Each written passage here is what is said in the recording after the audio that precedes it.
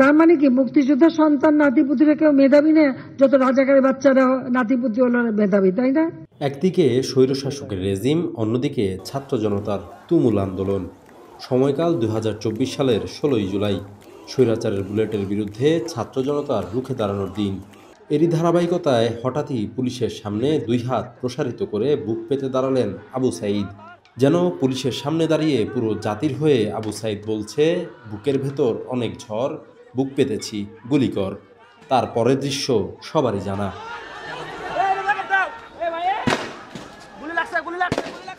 পুলিশের নৃশংসতায় শহীদ হলেন জুলাই আন্দোলনের প্রথম শহীদ আবু সাঈদ। সেই বীরকে স্মরণে রাষ্ট্রীয়ভাবে পালন করা হচ্ছে জুলাই শহীদ দিবস। শহীদদের মাগফিরাতের জন্য দেশের সব মসজিদে বিশেষ দোয়া অনুষ্ঠিত হবে। অন্যান্য ধর্মীয় প্রতিষ্ঠানে শহীদদের আত্মার শান্তির জন্য বিশেষ প্রার্থনার আয়োজন করা হয়েছে। এদিকে জুলাই শহীদের আত্মত্যাগের বিনিময়ে পাওয়া সুযোগ কাজে লাগাতে সবাইকে ঐক্যবদ্ধভাবে কাজ করার প্রত্যয় ব্যক্ত করেছেন প্রধান উপদেষ্টা অধ্যাপক ডক্টর ইউনূস। জুলাই শহীদ দিবস উপলক্ষে বুধবার এক বাণীতে তিনি একথা জানান। অধ্যাপক ইউনূস বলেন, জুলাই শহীদদের স্বপ্ন বৈষম্যহীন, দুর্নীতি ও স্বৈরাচারমুক্ত এক নতুন বাংলাদেশ গড়তে সবাইকে ঐক্যবদ্ধ হতে হবে।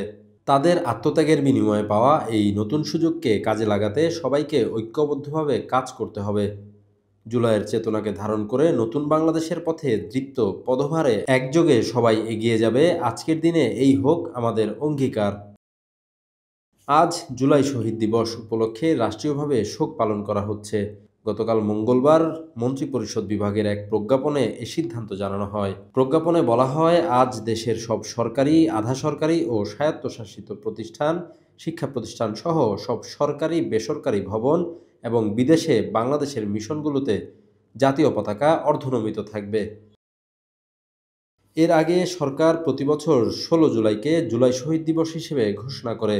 গত বছর ছাত্র জনতার আন্দোলন চলাকালে রংপুরে পুলিশের গুলিতে আবু সাঈদের নিহত হওয়ার দিনটি স্মরণে এ দিবস ঘোষণা করা হয়।